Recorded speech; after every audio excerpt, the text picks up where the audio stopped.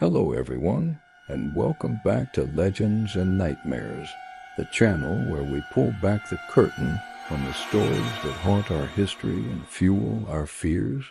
Entrapped in time?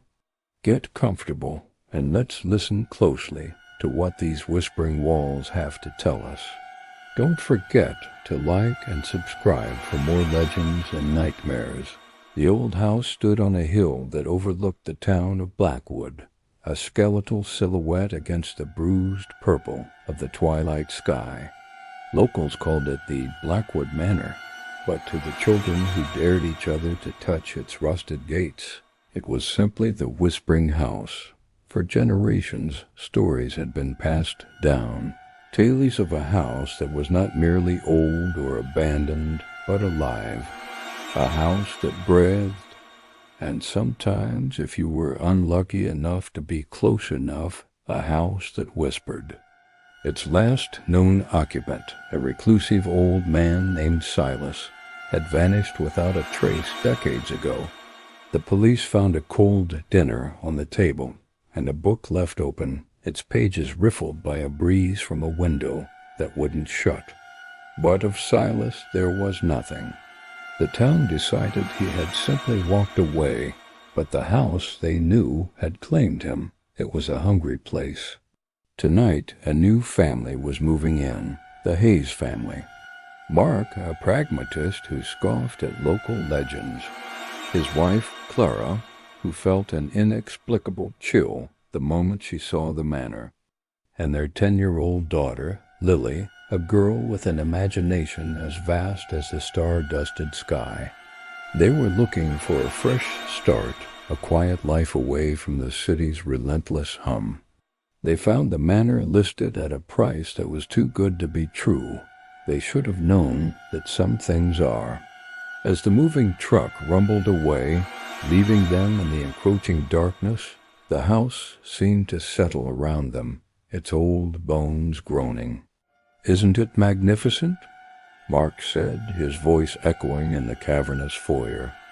Clara just hugged herself tighter. "It's big," she replied, her eyes darting toward the shadowed corners. Lily, however, was already exploring. She ran a small hand along the flocked wallpaper in the hallway, its velvet texture worn and thin. "It feels like fur," she giggled. Then she stopped, her head tilted. "Mommy, the walls are talking." Clara's heart skipped a beat. "What did you say, sweetie?" "They're whispering," Lily said, her eyes wide with curiosity, not fear. "I can't hear what they're saying." "It's like the wind." Mark chuckled, ruffling his daughter's hair. "That's just the old house settling, kiddo. It's got a lot of stories to tell, I bet." He couldn't have known how right he was. The first few days were a blur of unpacking boxes and discovering the manor's quirks. A staircase that led to a bricked-up wall, a dumbwaiter that seemed to move on its own, and the whispers. At first they were faint, easily dismissed as the draft whistling through keyholes, or the rustle of leaves against the windows. Clara heard them while she was washing dishes, a soft, sibilant hiss that made the hairs on her arms stand up. Mark heard them in his study, a low murmur that seemed to come from behind the bookshelves, but when he turned, there was only silence. Lily, however, heard them clearly. They were her secret friends. At night, when she was tucked into her bed in her large, airy room, the whispers would start. They curled out from the floral patterns on the wallpaper, weaving stories of children who used to play hide-and-seek in the halls, of a lady in a white dress who sang lullabies, of a man who was always cold. They were gentle, comforting. The house was lonely, they told her. It had been quiet for so long.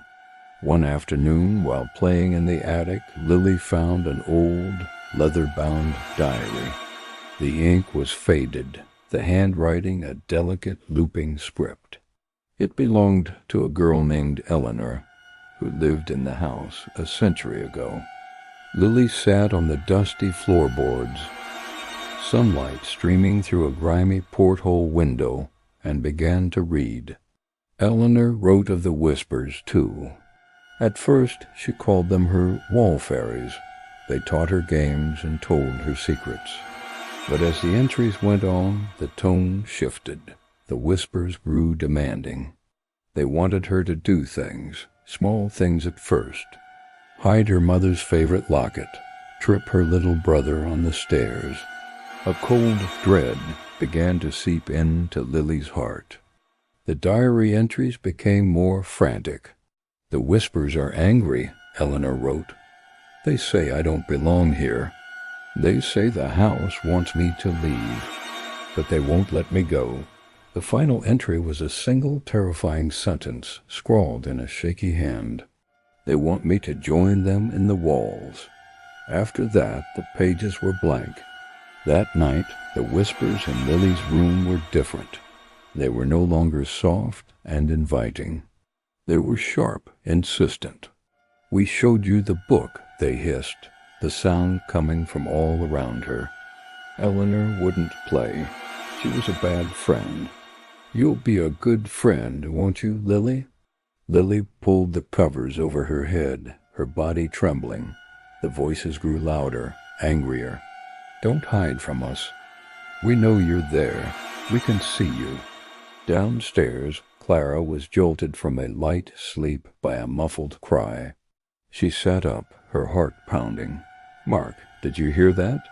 Mark mumbled, half asleep. Probably just the pipes. But Clara couldn't shake the feeling that something was terribly wrong. She got out of bed and crept down the hall to Lily's room. The door was slightly ajar. Peeking inside, she saw Lily sitting bolt upright in her bed, her face pale, staring at the wall. Lily? Honey, are you okay? Lily turned to her, her eyes wide with a terror Clara had never seen before. They're mad at me, Mommy, she whispered, her voice trembling. Who's mad at you, sweetie? Clara asked, moving into the room. The walls, Lily sobbed. They want me to go into the wall with them. Like Eleanor. Suddenly, a low scratching sound started from inside the wall Lily was pointing at. Scratch, scratch, scratch. It was the sound of fingernails on old plaster. Clara froze, her blood turning to ice. The whispering started, louder than ever before, a chorus of malevolent voices swirling around the room. Give her to us, they chanted. She belongs to the house now. Give her to us. Mark, now fully awake, appeared in the doorway, his face a mask of confusion that quickly turned to horror as he heard the disembodied voices and the relentless scratching. The wallpaper behind Lily's bed began to bulge outward, stretching and contorting as if something was pushing from the other side. A dark, viscous liquid started to seep through, tracing the floral patterns like black tears. We have to get out of here, Mark yelled, rushing forward and grabbing Lily. But as he pulled her from the bed, a section of the wall split open with a sickening crack, revealing not bricks or wood, but a churning, inky blackness. A void that seemed to pull at the very air in the room. From within the darkness, pale, thin hands reached out, grasping for Lily. The house roared. The whispers became a deafening scream of rage and hunger. The entire structure groaned and shuddered around them, as if it were a great beast waking from a long slumber. Mark held Lily tight, shielding her as Clara screamed, grabbing a heavy lamp from the bedside table and hurling it at the grasping hands. There was a wet, sickening crunch, and the hands recoiled back into the darkness. Run, Mark bellowed. They fled the room, the sound of the house's fury chasing them down the hallway. Doors slammed shut on their own, paintings flew from the walls, and the whispers followed them, a cacophony of ancient, damned souls. You can't leave.